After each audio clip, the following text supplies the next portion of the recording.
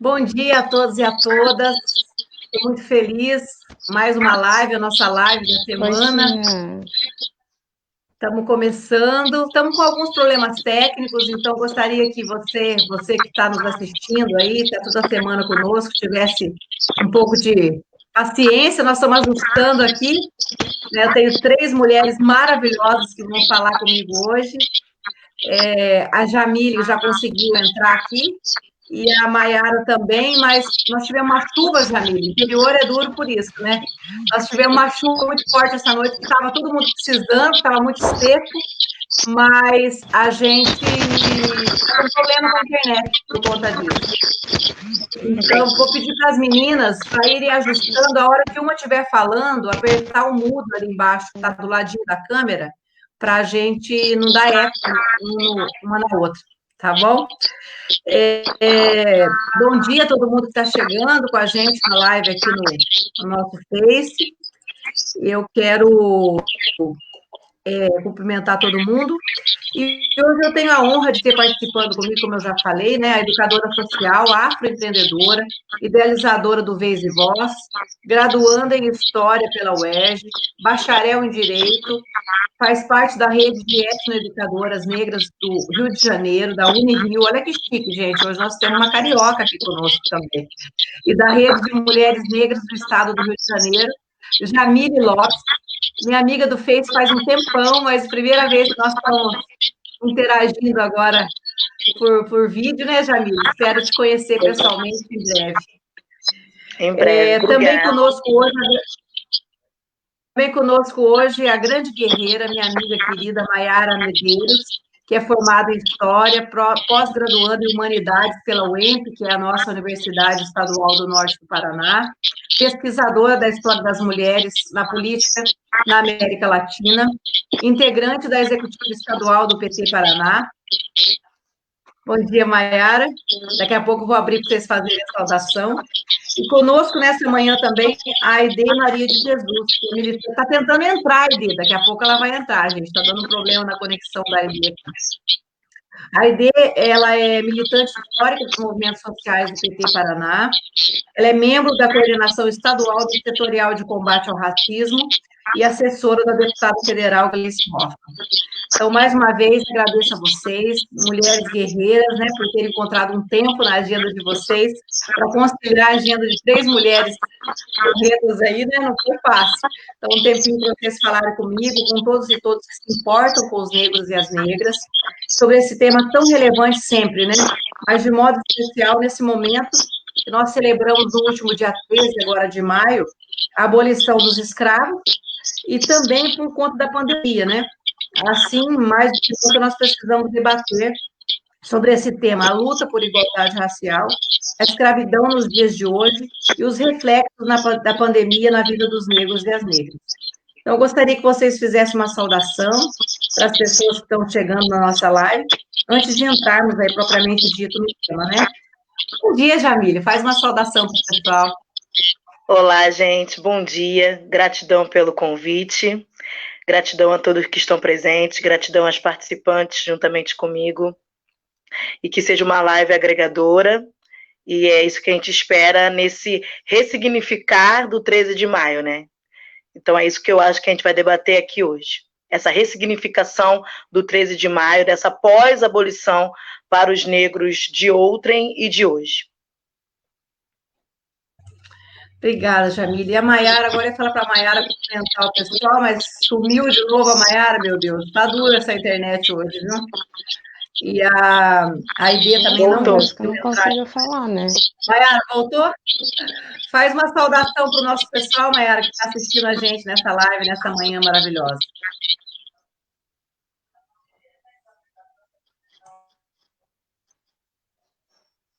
Sumiu a Maiara de novo, Jamile do céu. Assim como elas forem, quando elas forem entrando, gente, nós vamos, né, ouvindo as meninas aí. Eu não estou conseguindo ver a live aqui no Face. Vocês estão conseguindo ver? Queria poder cumprimentar o pessoal que está com a gente. Hoje está duro, viu? Hoje nós estamos num problema com essa internet que só Jesus. Vamos ver Já aqui. apareceram Tô alguns conseguindo comentários ver. aqui. Já apareceu. Deixa eu cumprimentar o pessoal, ver se a Maiara chega. A Daniela Matias está dando palminhas para nós. O professor Rodolfo Fiorucci, que é o diretor do Instituto Federal de Jacarezinho. Parabéns por juntar tantas mulheres. Incrível. Vamos ver se tem as curtidas aqui. Quem tanto está curtindo a gente aqui, Jamile? Deixa eu abrir aqui. Até as curtidas está difícil de abrir hoje, viu? O Alexandre Rodrigues, aqui, beijo, Alexandre. A Edicleia, José Carlos Monteiro, Luan Seianque, a Fata, que é a Fatinha, né? Beijo, Fatinha, professora Fatinha. Tiago Deodoni, vamos ver quem mais. A Jordana Tabete, a Judite Santos, beijo para vocês. Nelson Paulino Leite Júnior, meu compadre. André Tonetti Pinto, minha prima, lá dos Estados Unidos, assistindo a gente. A Rosângela Camacho Rodrigues Pinto, professora Rosângela, beijão. A Cláudia Cristina da Silva, professora Claudinha também.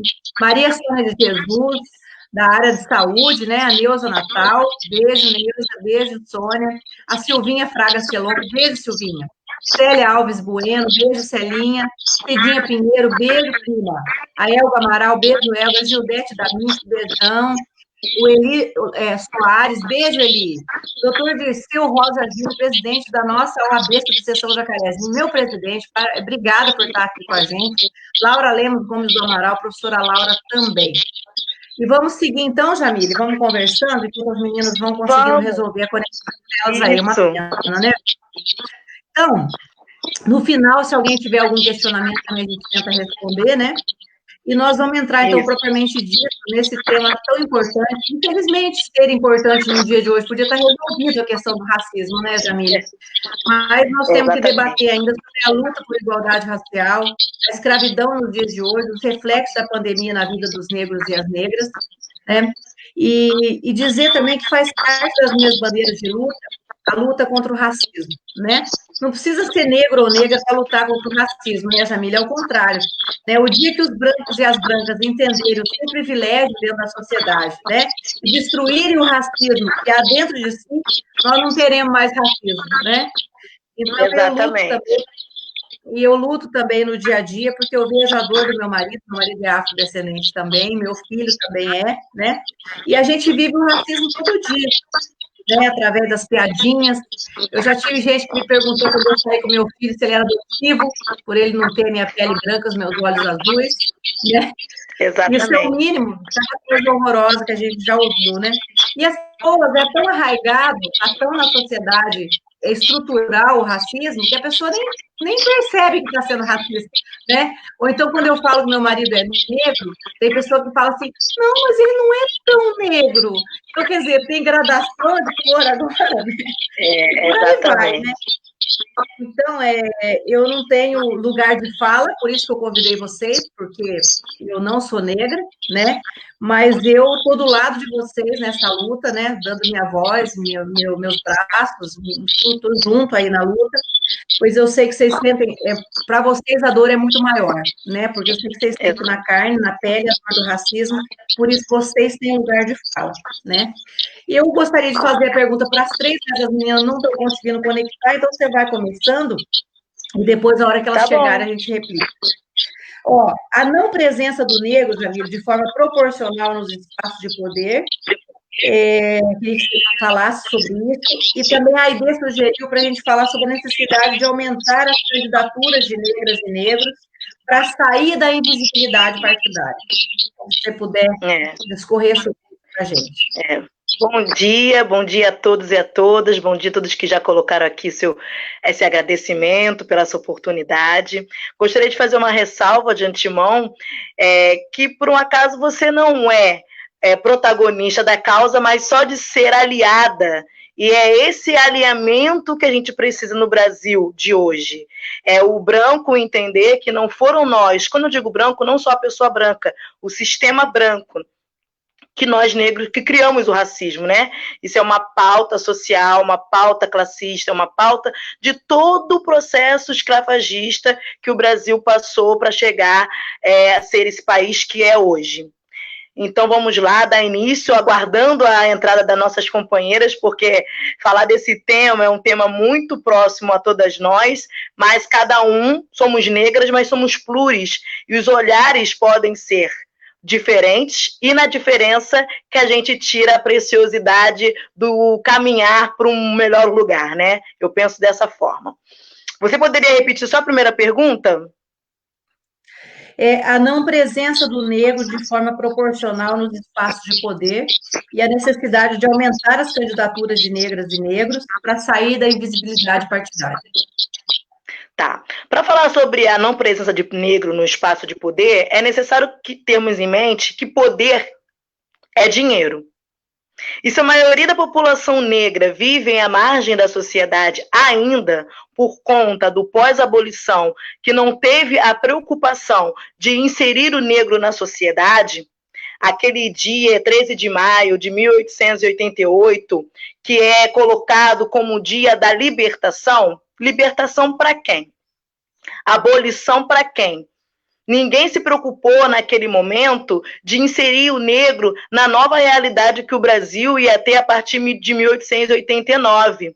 O negro foi colocado ao léu, vivendo em situações vexatórias, vivendo ainda às vezes por uma escravidão de contrato com seu senhor de engenho, morando ali porque ali ainda tinha a visão que era escravo, porque hoje não tinha Stream, não tem WhatsApp, não tem Facebook, para avisar no interior do interior que havia acontecido a abolição da escravidão naquele momento. Então isso aconteceu na capital. Os negros ainda se mantiveram por muitos e muitos anos com o seu papel de bicho, porque nem boi tem a necessidade de ser tratado como é. E imagine nós que não éramos análogos a seres humanos. Então, esse processo de pós-escravidão, de não inserção do negro na sociedade, da vinda de europeus para fazer a priori o que o negro já fazia, mas que teve a preocupação de colocá-los no mercado capitalista que estava se iniciando e deixar o negro fora disso, as consequências ainda acontecem nos dias atuais. Porque a pirâmide social, ela bem demonstra que a mulher negra é a base, aí de imediato vem o homem negro, depois vem a mulher branca, e na ponta, no pico dessa pirâmide está o homem branco. E é ali que está o poder. E é por isso que quando eu digo que temos que ter brancos aliados, mulheres brancas como você, homens brancos, aliados na causa do antirracismo, porque não basta só não ser racista. Não, não sou racista. Eu tenho até um amigo negro, eu tenho até minha amiga, minha melhor amiga. Não basta não ser racista, você tem que ser antirracista. E fazer isso que você está fazendo aqui, abrindo espaço para mulheres negras colocarem essa questão que ainda é necessário ser debatida pós 132 anos. Eu respondi a primeira parte para você, tá tranquilo? Tá ótimo. Não, realmente, a Mayara parece que está tentando entrar aqui. E é isso mesmo, né? Aqui até tem um comentário, vou dar uma lida nos comentários aqui. A Adriele Mendes fala exatamente isso. Não basta não ser racista, é preciso ser antirracista, né? Exatamente. A Bruna Santiago, que é doutoranda aqui da UEMP, também fez esses dias uma live sobre as mulheres comigo. Ela diz assim: como esperei por essa live? Vocês são de luta, mulheres maravilhosas. A professora Tereza Cristina Novaes está falando, nos representam, companheiras lindas de todos os meus dias. Estamos e sempre estaremos do lado certíssimo da história. A professora Laura fala assim também, bom dia, lindas. Bom dia, bom dia. Deixa eu ver quem mais que está aqui nos comentários. Eu não estou conseguindo ver todos os comentários, rapaz. Vamos ver aqui. A Gabriela Flores. Precisamos não falar para negros, precisamos falar juntos com a negritude brasileira. Isso mesmo, Gabriela. A Antônia Martins também fala, Tina, sua linda, tamo junto, prefeita. Vamos ver, né, Antônia? Vamos ver se o povo quer nós, né? O Gilberto Ribeiro, meu maridão, meu companheiro, que eu estava naquela loucura cedo arrumando, tem tudo isso, a questão da parceria, né? Ele já foi arrumando a cama, foi dando uma madeira para a criança, por isso que a gente consegue trabalhar, porque tem essa parceria, né? Tá falando, oi, amor. Beijo, amor. A Daniela Matias, estou aqui pelo Face, estou assistindo. Parabéns pelo movimento na luta pela igualdade. Abel Cris, bom dia, lindas. Gabriela Flores, de novo, lindas, incríveis. A Cássia Nardoni Gonçalves batendo palminha. Daniela Martins, palminha. Isso aí, meninada. Maiara, você consegue falar, Maiara? Eu não estou te vendo, mas eu estou vendo você tentar acessar. Você consegue falar com a gente ou nem falar consegue? Não está conseguindo, né? O Zé Isaac, ex-prefeito de Santana do Itararé, também está aqui com a gente, falando, bom dia, Tina. Ai, a Maiara não está conseguindo entrar mais. Vai tentando aí, Maiara, vai tentando. Então, Jamile, essa questão da necessidade de aumentar as candidaturas de negros e negras para sair da invisibilidade partidária, né? A Bia falou que também, e eu acho que realmente é essencial, né? Assim como a candidatura das mulheres, que muito tempo ficou como candidatura laranja, né? Só porque teve ali a lei do 30%, mas 30%, né? 30% de candidatura, mas não de cadeira, né? Então, exatamente. Aquilo que você falou, as mulheres brancas já são poucas. Quem dirá as mulheres negras e também o homem negro, né, nos parlamentos, nos espaços de poder. Então, você ratifica isso, que essa questão da candidatura, não colocar só por colocar, mas ter a candidatura negra posta e estar envolvido nos movimentos, é essencial para extinguir essa invisibilidade partidária do homem e da mulher negra? Aqui no Rio de Janeiro, posso falar que a gente está tendo um movimento que eu não, a priori, não sei se é nacional, mas eu sei da perspectiva aqui do Sudeste. Mulheres negras decidem. Por que o termo é Mulheres Negras Decidem? Porque nós somos a maioria. Em números, o negro é maioria, 54%, 56% da população. E dentre esses negros, a mulher negra é a maioria.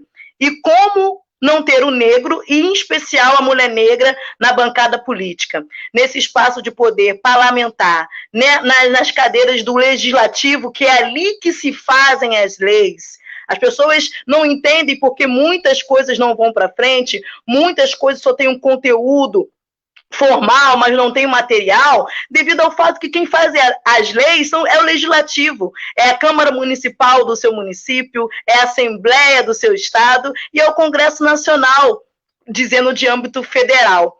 Então, a questão que eu falei, que o povo negro ainda está à margem e poder é capital, a questão era como se candidatar se nós não temos ainda o que você falou, o fomento financeiro. E quando se colocou o 30% para inglês ver, né? Essa frase nos pressiona até hoje. Fazem leis, fazem observações, dizem que vão mudar para apenas agradar uma parcela da população, mas de fato isso não acontece. É necessário um trabalho objetivo que traga números. Eu sei que temos lá a nossa querida griot, Benedita da Silva, pelo PT, mas já está na hora da nossa mais velha descansar. Não que ela não possa estar lá. Ela está lá, é o nosso referencial. Mas precisamos de Jamiles, Maiaras e outras mulheres e meninas negras com força para a luta. Porque isso é geracional. A questão é capital. Por que eu digo que é capital? Eu ouso dizer que é capital. Porque não sei se você sabe aqui no Rio que o candidato a deputado federal, Hélio Lopes, foi o mais votado. E antes nós não tivemos isso. Por quê? Ele teve uma base política que fomentou a presença dele lá. E muitos aqui ainda gritam, nossa, o movimento negro, quando eu digo movimento negro, eu não digo a instituição, eu digo o negro, a parcela da negritude que é voltada para a questão racial como um todo. Não elogiou o negro que chegou no espaço de poder, eu fico feliz, pela persona dele negra estar ali. Mas eu fico triste, porque ele não luta pelas nossas pautas, ele não luta por estarmos ali em pé de igualdade. E eu não gosto muito desse termo igualdade. Tina, eu não quero ser igual a você, eu quero ter as mesmas oportunidades. Exato. De forma... É bem isso. Equitativa. Então, eu vou te... Exato. Tá? Não, tudo bem. De forma equitativa, porque é proporcional. Não é proporcional o que temos hoje no cenário da política brasileira. Eu só ia complementar dizendo que eu ouvi quando eu entrei na política, eu tinha 24 anos quando eu fui eleita prefeita a primeira vez, né? Então, uma deputada do PMDB aqui do Paraná, na época, Elza Correia, ela me falou, Tina, não basta ser mulher e achar que é ungido. E mesma coisa a questão do negro ou da negra, né? Então, aquilo que você fala, que nós comentamos, alguém comentou aqui também, e você também falou, não basta ser, não ser racista ou ser negro, tem que ser antirracista, tem que lutar pelas oportunidades iguais, né? E equânimes, na verdade, né? Então, de repente, se entra um negro, mas com uma cabeça de direita, com uma cabeça de branco, não adianta ele só ter a negritude na pele, né? Tem que ter a luta mesmo pela sistemática, pela classe, né? Sim, é bem isso. E é sistemática. Deixa eu dar mais um beijo aqui. Uhum. Pode falar. O Carlos Tomate Júnior, que é nosso pré-candidato a vereador, está aqui com a gente, falando bom dia. A Ana Carolina falando, Maiara, meu Deus, Ana Carolina, Maiara está chorando lá em Andirá, diz que a cidade inteira está com problema de internet, nenhuma internet está funcionando por aqui, nem dados, meu Deus do céu. A Aide falando, sem sucesso, chato, meu Deus do céu, que tristeza as meninas. De repente, uma outra oportunidade, né? Eu remarco com elas depois, a gente remarca na sequência. Ainda bem que a Jamile está aqui e tem propriedade também para falar, né, representando as meninas. Embora, como você falou, cada um tem sua visão, né? Mas é uma questão de impossibilidade mesmo técnica, que elas não estão conseguindo entrar. A Maiara está tentando de novo. Ai, que beleza, Maiara. Vai tentando, não desiste. A Aide também não desiste. Vai tentando aí que nós estamos aqui esperando vocês. O Zé Isaac falando, vamos firme. A Sam Martins também, que é uma negra linda, guerreira. Muito bom dia, tá gostando da live. A Francis Lane Carvalho também, resistência sempre. É isso aí, gente. Brigadão aí pelo carinho. Maiara. Nós temos 39 curtidas aqui, meninas. Ó, que maravilha, ó. Vamos ver se eu vou conseguir falar algum oi aqui. Ana Terra Viana, nossa secretária estadual de mulheres. Quem mais aqui que está dando oi para nós? O Loan Brasileiro, que está nos ajudando lá na live. O Jean Moreno, a Bruna Santiago. Quem mais aqui que está dando oi? A Isabel Rosa, lá de São Paulo, vendo a gente. A Vânia Padilha Catossi, que é advogada também aqui de Jacarezinho. Ivanilda Rosa. Edicléia José Carlos Monteiro. Tem mais dois que estão mandando força aqui para nós, ó. A Daniela Matias e a Cássia Nardoni. Nada de conseguir, Maiara. Oh, meu Deus do céu, vamos nós. Bom, então é o seguinte, a situação vexatória, Jamile, de quem precisa do auxílio emergencial, pode ser lida como herança escravocrata, essas filas enormes, esse sofrimento todo, se arriscando a pegar a Covid, quer dizer, foi feito auxílio emergencial para a pessoa ficar em casa, de repente só se libera, o governo federal libera só a caixa para fazer, ainda com fila, chega lá o atendente da caixa, a judiação, não é por maldade, mas ele também não sabe informar, é só por sistema, enfim, o que você me fala disso? É uma herança escravocrata, é um silêncio dos que precisam. É triste dizer que só se descobriu a miséria de fato e de direito através de um vírus, né? O Covid ele só trouxe à margem o que já existe em âmbito nacional e que todos sabem que o Brasil passa por essa questão.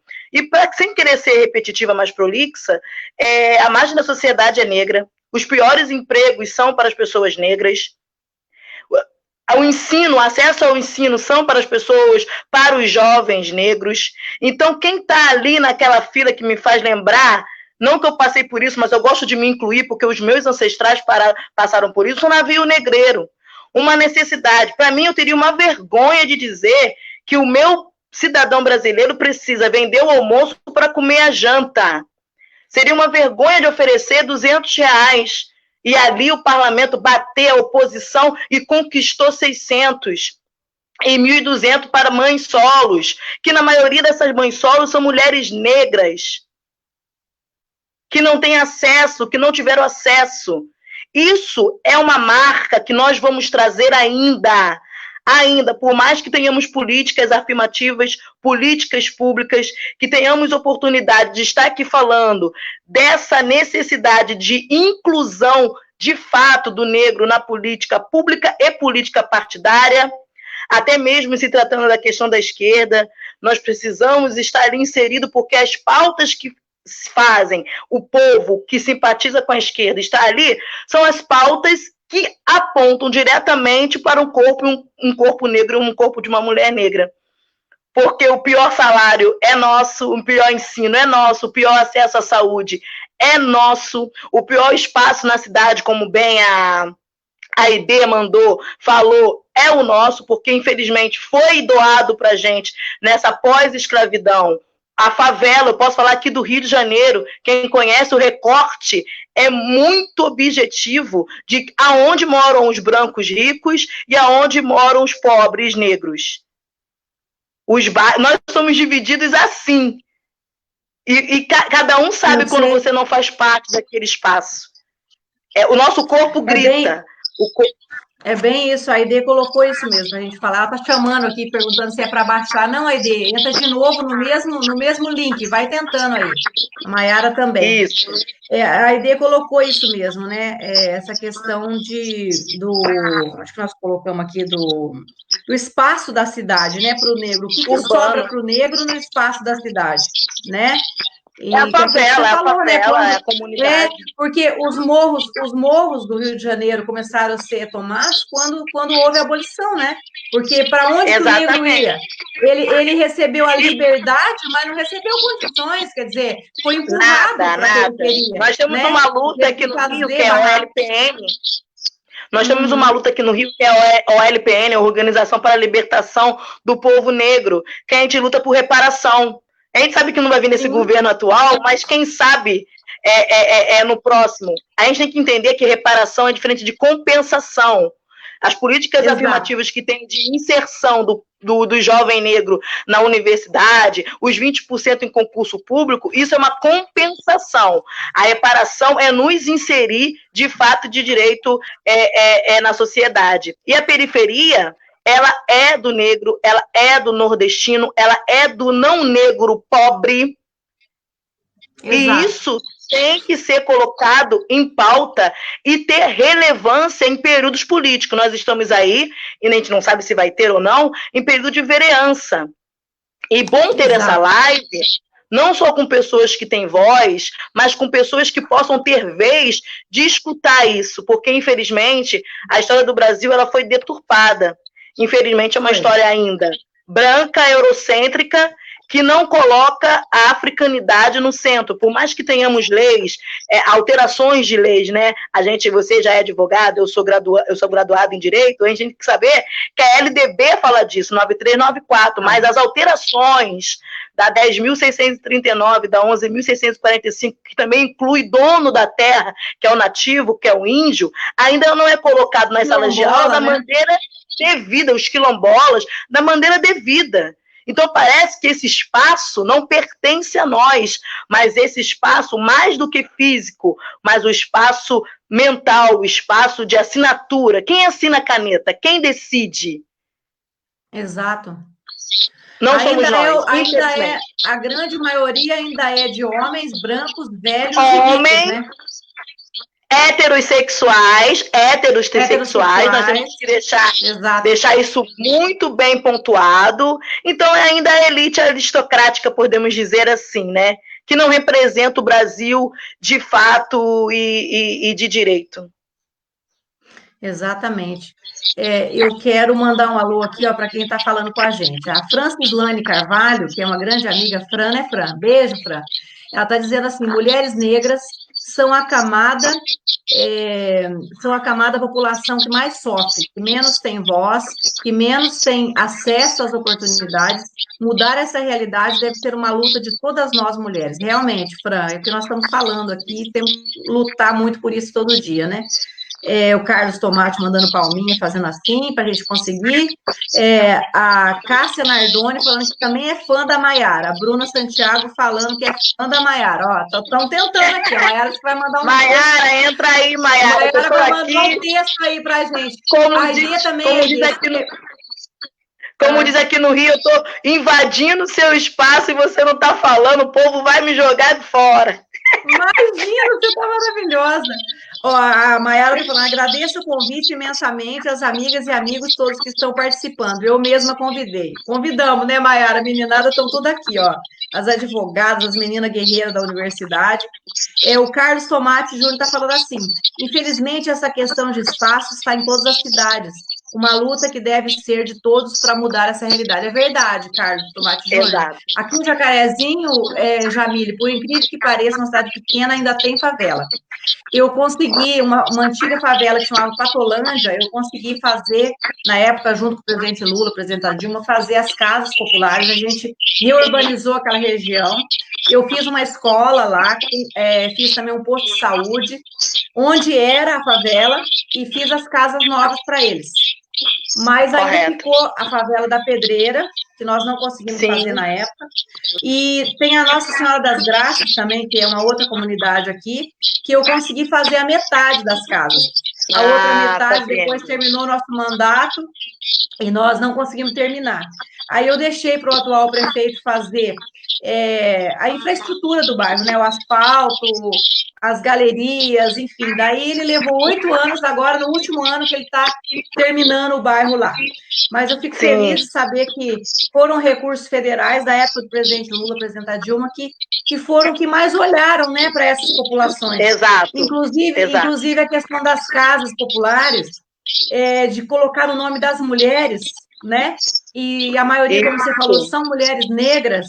Isso ajuda muito a gente conseguir, como você falou, a oportunizar um pouco. Está muito longe ainda do que é necessário, da dívida social, né, que se tem, que os brancos têm com os negros, mas foi uma forma, e foi o único governo que fez isso, né? Porque nesse governo atual, além do retrocesso... Só tira o que a gente não retira, e ainda piora, né? A outra questão que eu vou falar contigo é sobre o genocídio do jovem negro, né? Que é um problema da nossa sociedade brasileira. Até já estou respondendo, não sei se eu estou certa, você vai colocar, que não é só um problema do negro, é um problema da sociedade. Esses dias chegaram no Rio, chegou, né, com aquela brutalidade, essa polícia que tem muita gente boa, mas tem muita milícia, tem muito, né, o treinamento deles também, eles são treinados para chegar e vendo a periferia tudo como bandido, sendo que não é, a maioria trabalhador, né, a maioria guerreiro. E então, para você me ratificar isso, do teu ponto de vista, do teu lugar de fala, que é muito mais, tem mais propriedade que eu, para dizer se esse genocídio do jovem negro é um problema do negro ou de toda a sociedade. Não, o genocídio do povo negro é um ponto muito próximo a mim, porque eu sou do Rio de Janeiro, e o Rio de Janeiro a gente vive isso há tempos e na sociedade atual mais intrinsecamente por conta da brutalidade da polícia que a gente tem aqui no Rio. Essa semana nós perdemos 2 jovens e isso está na nossa pele. Eu escrevi um texto no meu Facebook que ser uma mulher negra é o medo de perder um filho negro. Eu ainda não sou mãe, porém eu sinto a dor dessa mãe de ter que perder um filho somente pelo tom da pele dele. Isso é injusto. Nenhuma mãe deveria perder um filho. Quiçá perder o filho por conta da cor da pele dele. E o problema do genocídio é um problema do Brasil. Conforme eu já disse, não fomos nós, negros, nossos ancestrais, que criaram o racismo. Quem criou o racismo foi a sistemática, foi a colonização, foi o pós-abolição mal feito, que aí eu caio no que você falou. A questão habitacional não foi uma preocupação do pós-abolição. A questão de inserir o negro no mercado novo que aconteceu na pós-república não foi uma preocupação. A questão de fazer um espaço com a pele gritante negra, que são os espaços de favela e comunidade, não foi uma situação. Ninguém quer ou deseja morar em espaços marginalizados, à beira de rios.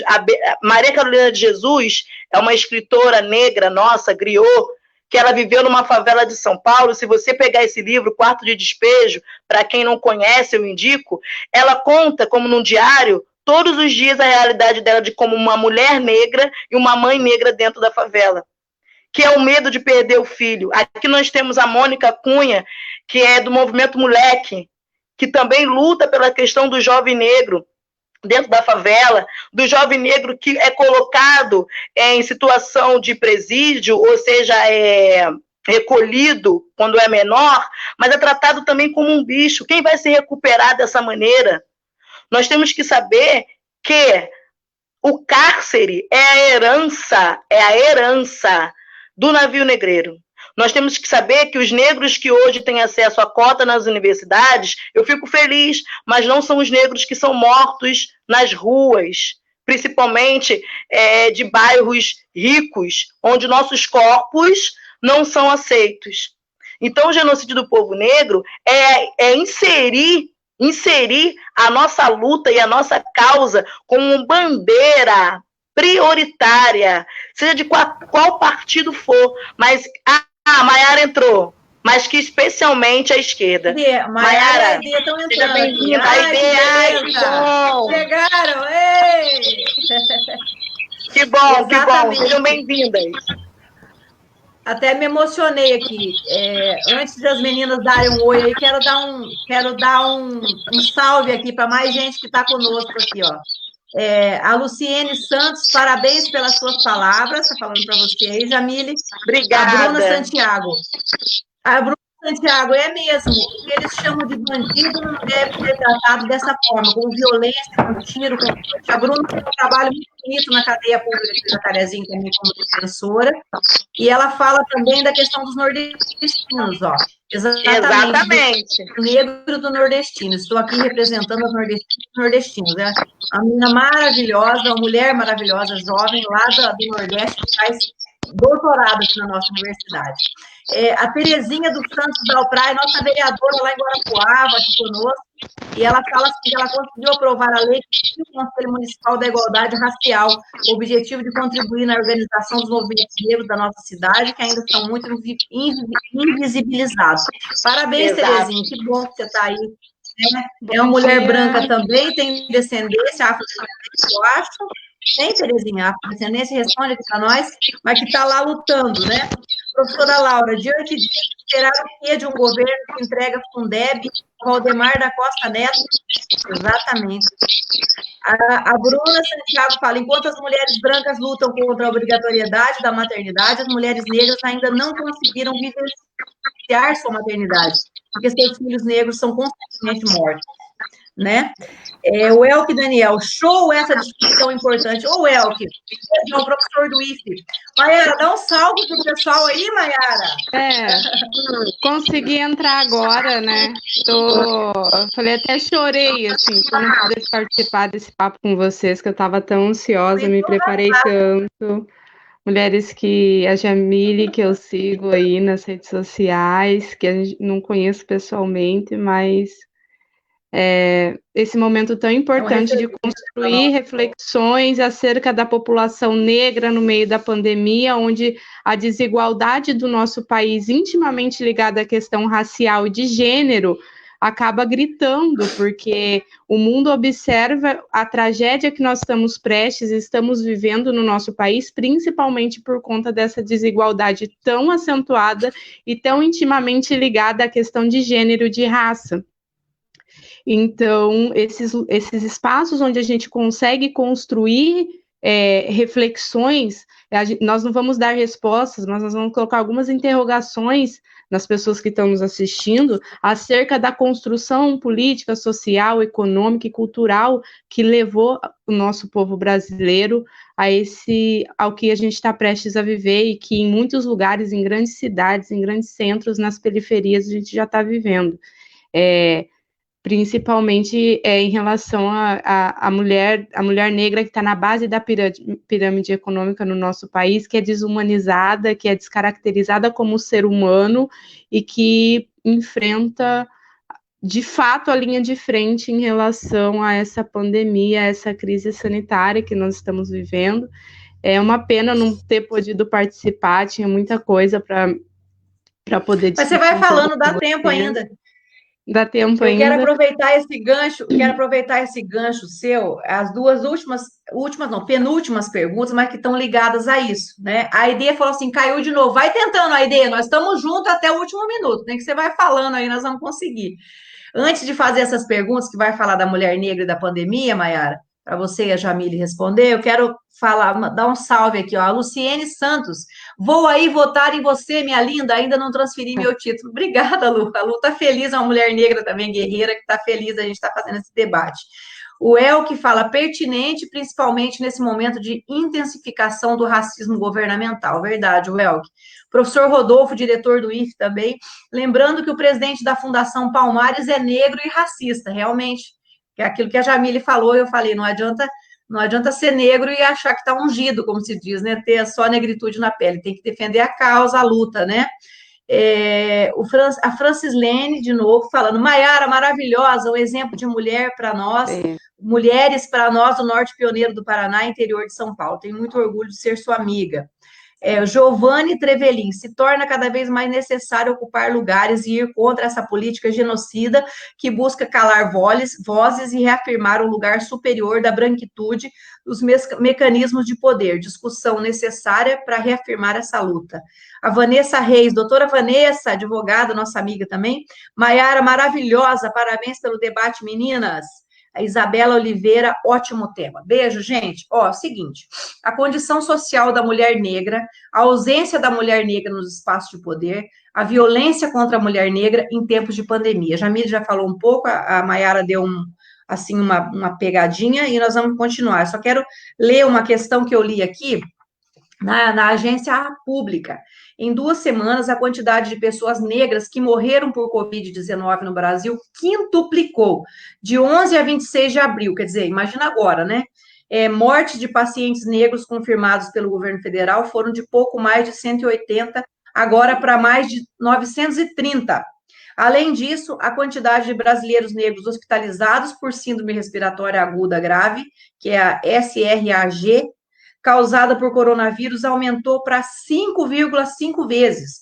No mesmo intervalo de tempo, o aumento de mortes de pacientes brancos triplicou, quer dizer, os negros foi quase 6 vezes. No caso da população negra, além de serem identificados como grupo de risco, devido a comorbidades específicas, como a anemia falciforme, a letalidade social, também pela evidência, o abandono histórico pelas políticas de dignidade, o racismo estrutural de nossa sociedade, até mesmo em áreas urbanas, nas quais a Covid-19 iniciou seu contágio pelos bairros de classe média alta, né, e predominância branca. Só que o avanço da pandemia comprova que o aumento dos óbitos e a gravidade da situação nos territórios negros e periferias pobres é muito maior do que nos demais bairros. Brancos são constantemente privilegiados de forma real e simbólica, até mesmo no atendimento público e particular do sistema de saúde. Então, diante de tudo isso, vocês entendem que esse negacionismo do Bolsonaro em desestimular o isolamento social, em demorar a liberar o auxílio emergencial e todas essas dificuldades que nós já sabemos de estrutura do SUS, pois não investe, né? Demora a liberar os recursos para os municípios, para os estados, seria também um tipo de higiene social e racial, pois as populações negras são, sua maioria, pobre? Como que vocês entendem isso? Mayara fala primeiro, porque ela chegou agora, já me complementa. Vai, Mayara. Bom, vocês já devem ter tido essa ausência das pessoas negras nos espaços de poder, e sobretudo da mulher negra, mas o que a gente tem que entender é que existe uma estrutura social constituída desde o começo da colonização e quando os escravizados foram trazidos para cá, para ser a base da economia. Nossas riquezas elas foram construídas a partir da exploração do trabalho escravo. Toda essa estrutura social que se deu da falta de políticas públicas que abraçassem esse povo escravizado depois da abolição, nos trouxeram a essa realidade social de hoje. Então, essa ausência da mulher negra no espaço de poder, se a mulher não teve acesso ao mínimo, ela não teve acesso à saúde, ela não teve acesso a emprego, ela não teve direito a ter acesso à riqueza que ela produziu a partir do seu trabalho. É a base do trabalho, o trabalho negro, o trabalho da mulher negra é a base da economia, e a gente não tem acesso a essa riqueza. Então, como essa mulher vai chegar ao espaço de poder? Nós tivemos a política de cotas recentemente, então as pessoas não tinham acesso à universidade, então como que nós teríamos mulheres negras médicas, professoras, jornalistas, advogados, se nós não tínhamos acesso à universidade, que poderia nos trazer a partir do conhecimento um melhor lugar no mercado de trabalho. Então, é óbvio que os números não mentem, né? Nesse sentido, o IBGE, as pesquisas do IBGE mostram isso. As mulheres negras, elas são maioria como chefe de famílias e mães solos, elas são maioria nas comunidades e com os piores empregos, com as menores remunerações. Então, é óbvio que num momento desse, onde essa condição social econômica faz a diferença em se contaminar com o Covid-19 ou não, com o coronavírus, ela vai ter um impacto maior na população negra, na população das periferias. A estrutura histórica, econômica, social, política, cultural nos trouxe a essa realidade. Infelizmente, essa política que iniciou no começo dos anos 2000, ela foi encerrada, ela foi interrompida após o golpe de 2016. E a partir daí, a gente começa a ter interrompido essas políticas que nos permitiam estar nesse lugar. Então, a minha, por exemplo, que fez universidade, que fez faculdade durante esse período, será que as mulheres negras, mães como eu, elas vão continuar tendo acesso sem bolsa, sem incentivo, sem estarem vivas? Porque as mulheres, elas precisam continuar trabalhando. A gente teve vários exemplos até que circularam nas mídias, as mulheres que saíam das comunidades do Rio de Janeiro e iam trabalhar na Zona Sul e morreram. Então, os patrões que tiveram acesso à UTI estão vivos e a mulher negra que teria acesso à UTI apenas pelo SUS, que está sendo sucateado por esse governo, negligenciado propositalmente, ela vai morrer mesmo, infelizmente. E a sociedade tem naturalizado isso, a gente não pode deixar isso acontecer. Porque a nossa luta, nós resistimos e nós trouxemos as riquezas do nosso país até aqui. Agora a gente não tem acesso a elas. Verdade. Então a gente tem que pensar em toda essa estrutura, né? A Angela Davis, ela fala no livro dela que quando uma mulher negra se move dentro dessa pirâmide, toda a sociedade se move com ela. Por quê? Porque para essa mulher negra sair da base e ir para um outro lugar, teve que haver toda uma mudança na estrutura social que ela está inserida, a sociedade que ela está inserida, para que ela pudesse alçar. Então, ou seja, quando a última da fila chega no primeiro lugar, quer dizer que toda a sociedade sofreu uma mudança estrutural. É verdade. E é por isso que a gente luta, e é por isso que a gente resiste, e é por isso que a gente está aqui hoje para poder dar esses apontamentos em relação a essas reflexões. Lindeza. Tina? Jamile, quer complementar? Eu vou complementar com uma observação. Eu me lembro que quando começou aqui a live, eu falei assim, eu gosto das diferenças porque ela traz riquezas e pluralidades. Mas eu vou voltar atrás. Se a gente for ver bem, quem está acompanhando praticamente a live toda, a Mayara só veio ratificar, ainda bem, o que a gente já tinha conversado, o que a gente tinha falado. E aqui no Rio tem uma autora chamada Vilma Piedade. Sabe por quê, Mayara? Que o que eu falei no início e você falou no final se complementa? Porque nós temos dororidade. Isso. A minha dor é a sua dor. Exatamente. Eu tô até arrepiada, sem brincadeira nenhuma. Eu tô até emocionada. Né? A minha dor é a sua dor. E eu também, porque apesar de mulher branca, tudo que eu falei tem a ver com o que vocês falaram. Então, assim, eu fico feliz de ter conseguido, né, e me desconstruindo e participando e ser um braço de vocês, né, apesar de... mas é aquilo que eu também falei, mas é aquilo, Tina, mas é aquilo que eu falei no início também, a questão do protagonismo e de ser aliada. na questão aqui do protagonismo, da dororidade, que é um termo, depois você pesquisa, muito interessante. É porque, por mais que eu esteja no Rio e a Maiara esteja no interior de São Paulo, né, Maiara? Interior do Paraná. Interior do Paraná, o nosso corpo é o mesmo. E você, Tina, vem como aliada. É a aliada que pode esperar. Vão te tacar pedras por abrir esse espaço, mas vão te tacar flores por outras mulheres negras através de você ouvir e falar, não tô louca, porque tem isso também, né, Maiara? Vamos falar um pouco da questão da nossa psique. Nós, mulheres negras, enlouquecemos por conta dessa dor que é muito forte. E às vezes, muitas das vezes, na maioria das vezes, não temos para quem e nem onde gritar, não é mesmo, minha companheira? É fundamental isso que você falou, Jamile, porque também quando você observa, por exemplo, as mulheres que foram mães mais jovens, mães na adolescência, em sua maioria elas são negras. Exatamente. Elas são negras porque nós carregamos um signo desde quando nascemos, que o nosso cabelo não é o que deveria ser, que o nosso corpo não é o que deveria ser. Nós não vemos o nosso corpo na televisão, nós não vemos os nossos corpos na revista. Exatamente. E essa maceração desse corpo, dessa sociedade, dessa parcela tão importante da sociedade, ela tem reflexo na psique, como a Jamile falou. E aí você acaba fortalecendo e construindo um ciclo dificílimo de quebrar. Exato. Embora a questão estrutural ela é extremamente importante, a representativa também é.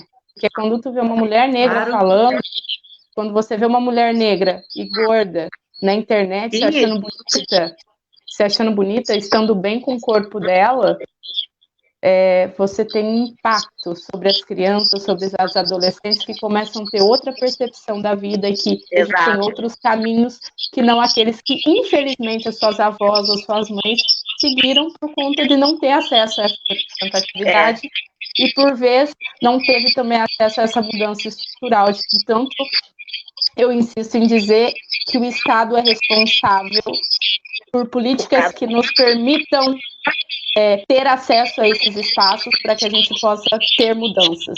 Embora elas sejam demoradas, elas vão acontecer, porque foram as nossas ancestrais que nos trouxeram aqui, somos nós que vamos trazer a próxima geração um lugar melhor, e assim, e essa certa utopia, essa esperança que nos traz a luta e que nos deixa permanecer na luta. Exatamente. Seja a nossa dor, né? Tá tão lindo, mas já estamos com uma hora de live. Tão bom que está o assunto. Para eu entrar na última pergunta, você estava falando do Estado fazer políticas públicas. A nossa última questão, vou pegar o gancho, mas eu quero dar um oi aqui, um salve, porque está muito bom demais o nosso povo aqui, ó. Ai, que legal. Pena que eu não pude participar do começo. O Rodolfo, mas você teve o tempo inteiro, porque todo mundo falando de você o tempo inteiro aqui. E a Aide também foi pena, né, Aide? Mas na próxima a Aide entra aqui, viu? A Aide estamos cuidando de você aqui, Aide, estamos te representando aqui. O Rodolfo fala assim, a Maiara é uma guerreira, foi minha aluna e sempre com postura aguerrida e crítica, parabéns. A Giovana Trevelin, Maiara, maravilhosa. A Bruna Santiago, nossa doutora Bruna, falando assim, Maiara citando Davis, uma potência citando outra, lindo de ver. A Ana Carolina, sim, Maiara, é potência. O Rodolfo, dororidade, que baita conceito, professor Rodolfo, falando aí, Jamile. Boa tarde, o Cisne Ferreira, nosso pré-candidato a vereador. A Bruna Santiago, sim, arrasou, Jamile, pauta necessária e urgente. Meninas, vamos para essa questão, então, que fala dos governos das políticas públicas. Aide! Chega, Aide! Ó, eu vou fazer essa última questão, a Aide dá um salve e começa respondendo, então. Ó, eu vejo, gente, que o prefeito, assim como eu estou aqui hoje, sendo uma catalisadora, né? Eu faço as provocações, vocês respondem. Eu sinto o prefeito, no caso, como a eleição agora é de município, né? O prefeito ou o vereador, como esse catalisador, né? Que pode colocar a sociedade para conversar sobre as coisas que acontecem e, através disso, interferir, fazendo, né, cuidando dessas políticas públicas, né? Então, quero saber se vocês concordam com isso e o que um prefeito ou uma prefeita pode fazer para que as políticas públicas cheguem aos negros e às negras e também que eles sejam protagonistas dessas políticas públicas agora em âmbito municipal, já que é a eleição municipal. A Aide, quer responder primeiro, Aide? Bom dia. Pode ser. Bom dia, meninas. Bom dia, Tina, Maiara, Jamile. Com essa época de pandemia e tecnologia, às vezes as coisas não dão certo, né? Mas, então, eu acompanhei, assim, o debate nosso, ele é muito bom, ele é inteiro. Eu acho que é um tema bem abordado, porque é um ano de eleição, e a questão da desigualdade social entre nós, negros e negras, foi gerado lá atrás, lá com a escravidão, com a renda mal distribuída, né? Veja bem, eles deram a liberdade falsamente, e aí soltaram os nossos irmãos, nossos ancestrais no mundo, sem ira nem beira, no linguajar bem simples, né, de se entender, foram para as periferias, para a favela, e aí criou todo esse sistema, essa pirâmide aí de ruim que nós vivemos hoje. Nos governos Lula e Dilma, eu concordo com vocês, abriu-se uma porta para a discussão da questão racial. Os governos do PT, da Lula e da Dilma, enalteceu a questão da comunidade negra, né? Foi criado a Secretaria Nacional de Combate ao Racismo, e hoje, com essa discussão trazida aí da destruição de direitos, piorou para nós, né? Na questão da pandemia, concordo plenamente com as meninas, é isso mesmo. Quem está lá na periferia, quem está lá no canto, na ponta, é a mulher que está sozinha, que está com seus 4, 5, 6 filhos. Esse auxílio aí, ele tinha que ter menos burocracia para que as pessoas não ficassem de forma vexatória nas filas, morrendo, passando dificuldades, que é um vexame, né? É um vexame, é um descaso, mas também vai esperar o quê? De um governo que odeia pobre, que odeia preto, que odeia homossexuais, que odeia índio. O que a gente vai esperar de uma estrutura dessa? E aí tem a nossa luta. Para nós, nada foi fácil para nós da comunidade negra, né? E não será fácil em nenhum momento. Para a gente sair da nossa invisibilidade política, nós vamos ter que se mexer. E por ser um ano de eleição também, a gente tem que estar na pauta a questão do direito à cidade, a questão da mobilidade urbana, a questão da saúde, a questão da habitação. E isso a gente tem que estar colocado nos nossos planos de governo. Eu acho que agora a gente tem que fazer, sim, a Secretaria Estadual de Combate ao Racismo, nós estamos preparando um material de orientação para os municípios, grandes municípios e pequenos municípios, né, que incluam algumas políticas públicas dentro dos seus programas de governo, né? Se é, por exemplo, uma cidadezinha pequenininha, lá no município de Verê, vamos dizer, ela tem que ter um levantamento mínimo, né, de ações e políticas públicas voltadas para a comunidade negra, porque o negro, ele está em todos os espaços de moradia, de vida, de caminhada nessa nossa sociedade aí. Então, a gente precisa estabelecer as políticas públicas, tem que trabalhar a questão da segurança pública, para não acontecer os crimes mais bárbaros que acontecem, criança de 12, 15, 14 anos sendo baleadas e mortas, né, que estão no auge da sua juventude e estão morrendo por conta da violência, porque não há nenhum um preparo técnico, né, para se aproximar das pessoas e etc.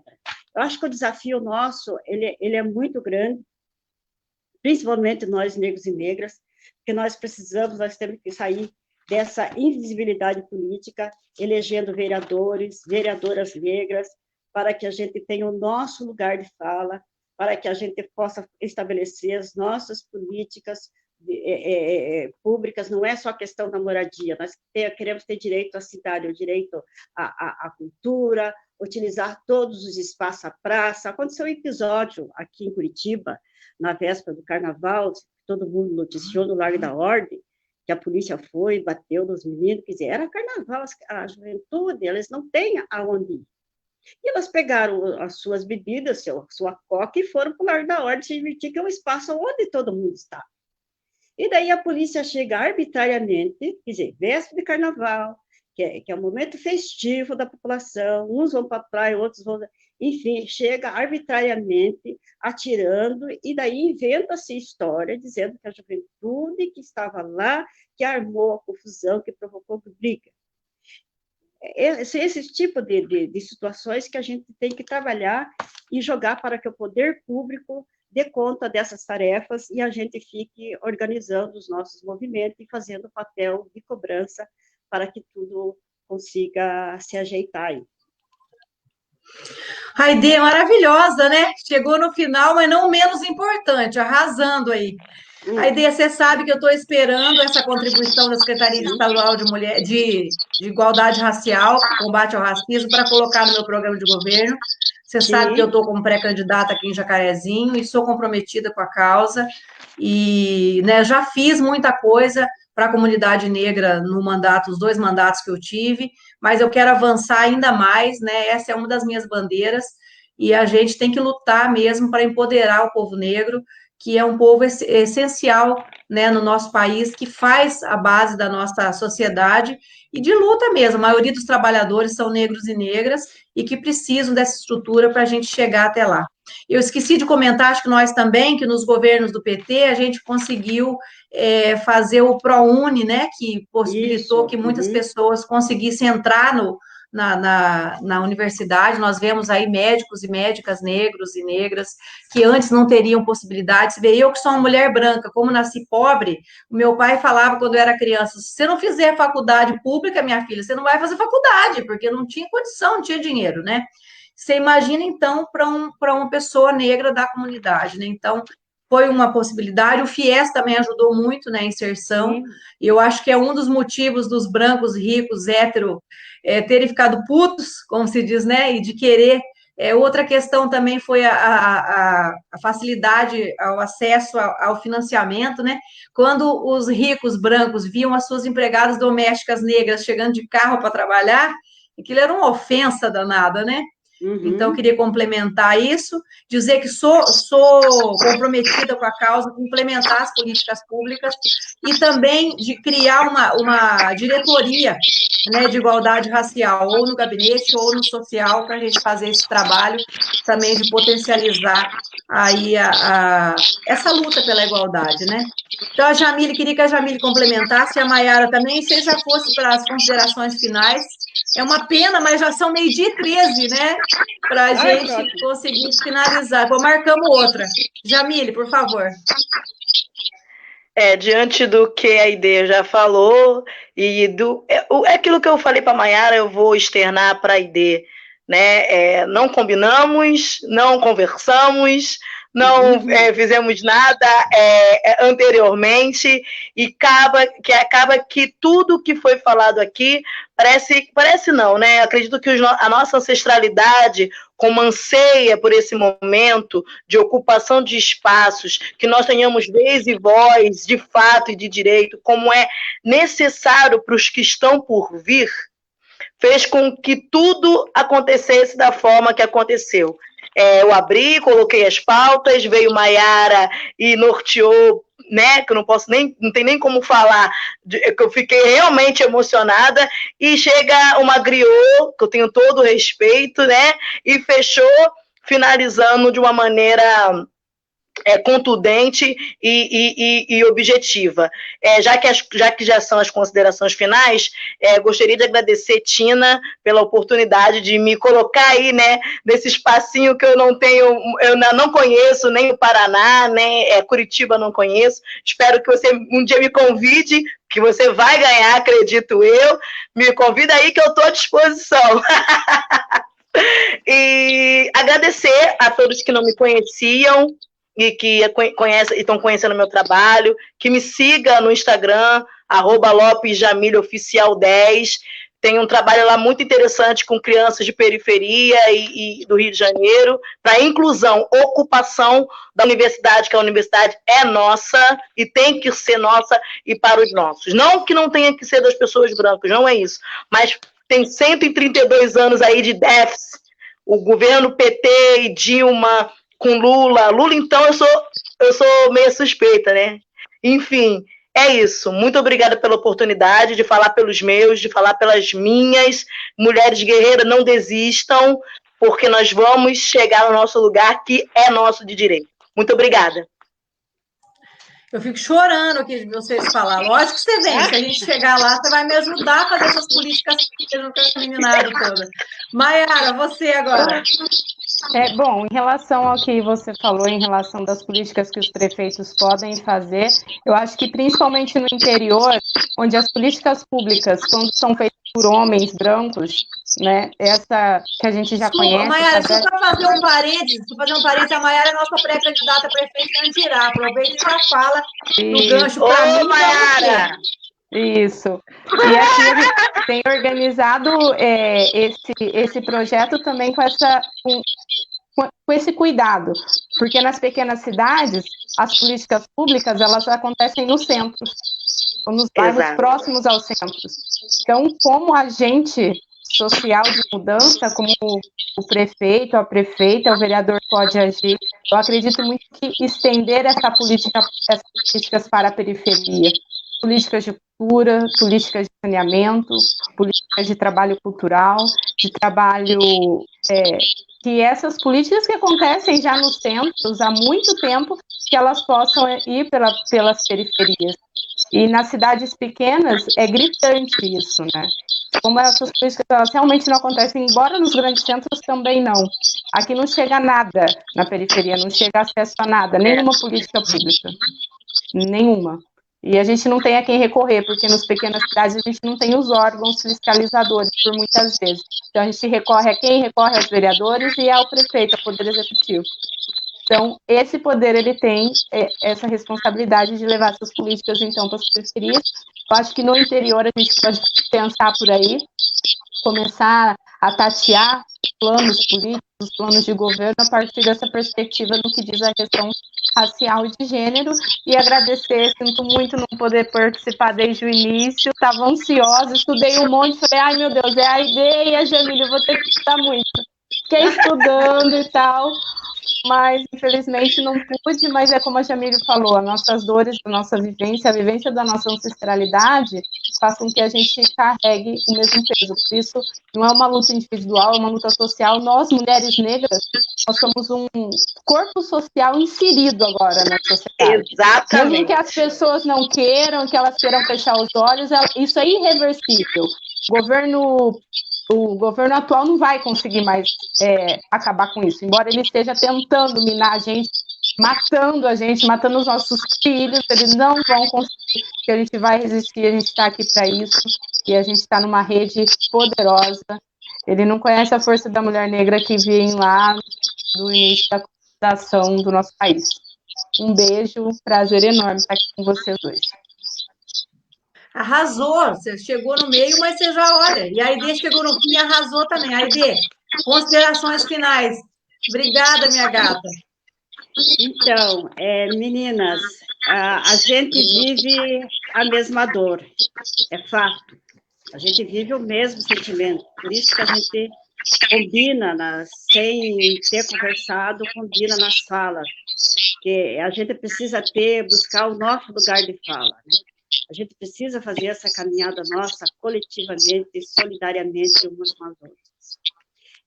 Durante esse processo depois da pandemia, a pandemia, aliás, colocou o mundo de ponta cabeça. E depois da pandemia, a gente tem que procurar saber de qual é as formas que a gente vai prevalecer e vai sobreviver.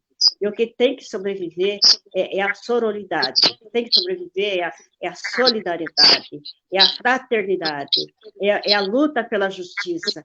Porque, veja, A gente viveu 16 anos, que foram 16 anos maravilhosos, vamos dizer assim, que a gente construiu uma história, um partido que tem 40 anos, a gente governou esse país, a gente criou políticas, tiraram a mulher absurdamente, e aí está um cenário hoje vergonhoso, né? E diante disso, a gente não pode se calar. Diante dessa conjuntura política, o que a gente está falando? Estamos reunindo os nossos pré-candidatos, já fizemos o levantamento dos pré-candidatos, não sabia que a Maiara é candidata a prefeita, olha que maravilha, Maiara, vou botar você já no grupo do Zap, ali, e a gente vai começar a organizar curso de formação para os nossos pré-candidatos, trabalhar as questões de plano de governo, a gente, como diz a Maiara, a gente não vai desistir. Se os nossos ancestrais passaram tudo que tiveram que passar, não tem que ser em vão, a gente tem que fazer a luta, e a luta a gente faz a luta unida, faz com força, faz com coragem, faz com dança, faz com animação, mas também faz com um senso muito forte de justiça. Eu acho que é isso que tem que trazer para a nossa vida, nessa nossa caminhada. Peço desculpa, porque eu estava numa outra reunião e fui acessar o celular muito em cima da hora, e aí travou, mas enfim, eu acho que o papo está muito bom, foi legal, Tina. Meninas, foi um prazer conhecer vocês, e vamos estar sempre aí no fronte da caminhada. Um forte abraço a todas. Ó, tem aqui os últimos comentários antes de eu agradecer, ó, 1h10 de live. A Bruna Santiago, muito importante sua fala, Aide. Fechou com chave de ouro esse debate com mulheres incríveis. A Benedita dando beijo aqui, falando bom dia, companheiros. Professor Rodolfo falando de ontem, né? Daquela reunião ministerial lá que a Damares sugeriu operar as mulheres quilombolas para não terem mais filhos, atacou os quilombolas. O Eitral também assumiu um discurso eugenista, né, contra povos diversos, recuperando o famigerado Brasil ame ou deixe. O Sidney falando, Tina, se ficar citando obras, programas e projetos do PT, vamos noite adentro. É verdade, Sidney. O Loan brasileiro, que está ajudando a gente lá na live, o assessor do deputado Arilson, o debate está lindo demais, merece uma segunda dose. Verdade, Loan. A Bruna também, a Bruna está falando aqui, nem percebi que passou 1 hora, ficaria aqui o dia inteiro. Quanta admiração por vocês, momento emocionante, viva a voz da mulher negra. Ai, gente, tanta gente, a Vanessa Reis, a Giovana Trevelin, a Benedita Isabel dos Santos, vamos chegar lá com certeza. A Chá Farias, concordo com vocês. A Benedita está falando, parabéns, Tina, parabéns pela live, companheira, desculpe ter chegado no final. Olha, gente, tem um monte de gente curtindo, tá uma coisa mais linda. Eu queria poder falar o nome de todo mundo, mas não consigo, né? Então, eu queria mais uma vez agradecer vocês, meninas, me emocionam. Eu sou branca por fora, mas minha alma e meu coração está à disposição de vocês, com essa negritude aqui dentro, ó, do meu peito, tá? Chorei a live inteira aí com vocês, estou à disposição. Quero colocar no programa de governo também a ideia para a gente reforçar tudo isso. Quero agradecer imensamente, mais uma vez, a participação de vocês que me inspiram a cada dia essa mulherada guerreira, né? Não nos deixam desanimar nesses tempos de obscuridade desse governo Bolsonaro, né? E ainda mais com esse agravamento da pandemia, e o desrespeito dele pela vida das pessoas, de modo especial pela comunidade negra, quilombola, indígena, né?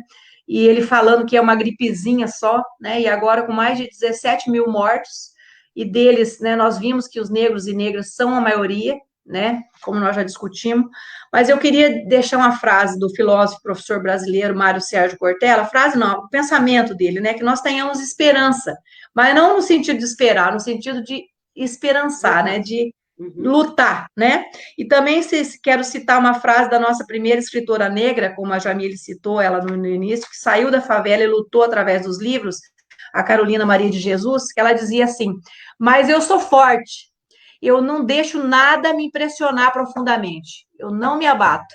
Então, a gente tem que seguir nessa força. E também quero dizer uma frase forte, célebre contra o racismo, do grande líder sul-africano Nelson Mandela, que foi um líder mundial, né, depois.